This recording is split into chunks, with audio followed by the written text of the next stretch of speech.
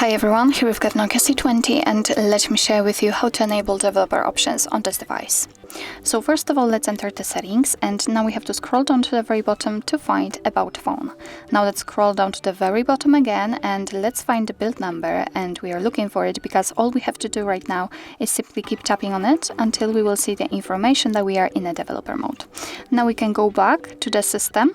Let's tap on it, tap on advanced, and as you can see here we've got the developer options, and here we've got plenty of advanced options which we can customize. So for example, we can change window animation scale, we can show surface updates, show visual feedback for tabs. Here we've got some options which are connected to the Bluetooth, and so on and so on. So we've got actually a lot of options to personalize.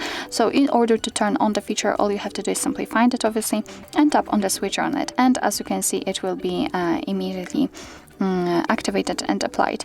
Obviously you can turn it off whenever you want to just by tapping on the switcher again. If you can see the options without the switcher, for example like here in the window animation scale, just tap on it in order to open much more settings.